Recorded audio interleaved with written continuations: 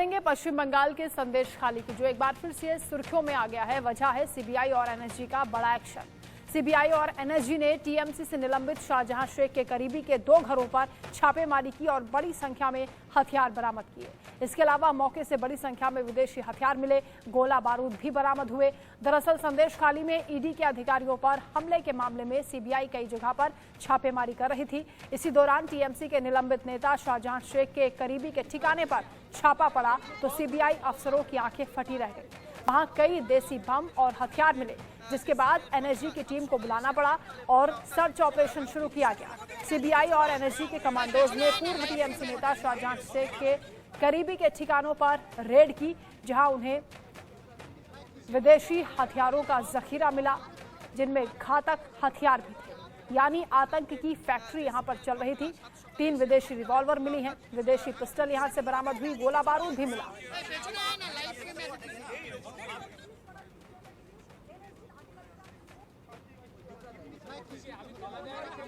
Robotic मशीनों के जरिए तलाशी ली गई, जिसके बाद ये तमाम हथियार मौके से बरामद हुए हैं।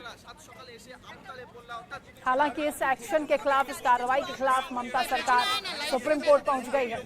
सुप्रीम कोर्ट में भी इस मामले को लेकर सुनवाई होनी है, उस पर भी निगाहें रहेंगी। कलकत्ता हाई कोर्ट के निर्देश के बाद ही ये एक्शन हुआ, जांच हुई, छापेमारी हुई, लेकिन उसके बाद भी ममता सरकार सुप्रीम कोर्ट इसके खिलाफ पहुंच गई। रनिक दत्ता संवाददाता हमारे साथ जुड़ रहे हैं। रनिक, बड़े पैमाने पर हथियार बरामद हुए जिस दौरान ये पूरी कार्रवाई हुई है। अब सुप्रीम कोर्ट में क्योंकि मामला पहुंच चुका है, ममता सरकार इसके खिलाफ चली गई है। किस तरह की हलचल देखी जा रही है सियासी गलियारों में भी और इस कार्रवाई को लेकर भी?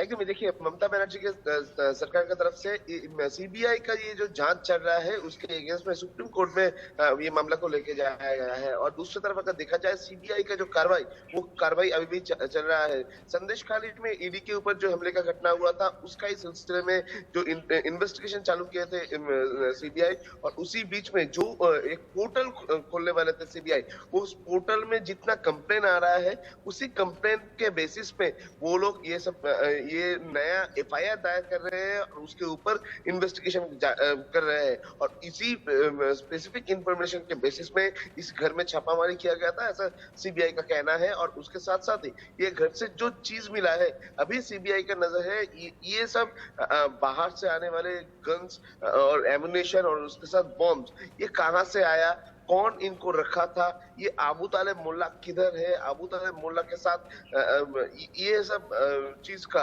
क्या कनेक्शन है, ये कौन से रूट से आता था और क्या प्लानिंग था इन लोग, इसमें भी ध्यान है सीबीआई का। सीबीआई की तरफ से इन्वेस्टिगेशन जारी है और अबू तालिब मुल्ला, उनके खोज में भी सीबीआई का जो सर्च ऑपरेशन, वो सर्च जारी है।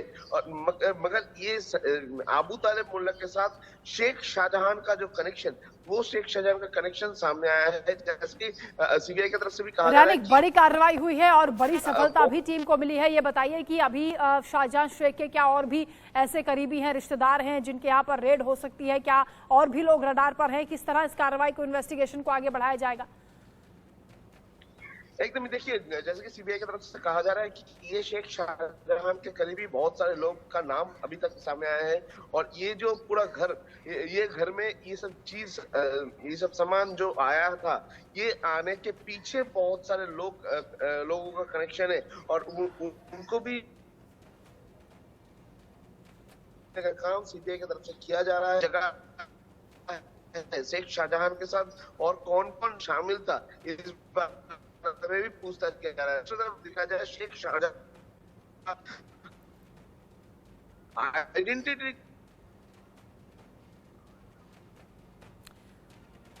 बिल्कुल काला साम्राज्य था और इसका काला चिट्ठा भी अब धीरे धीरे एक्सपोज हो रहा है।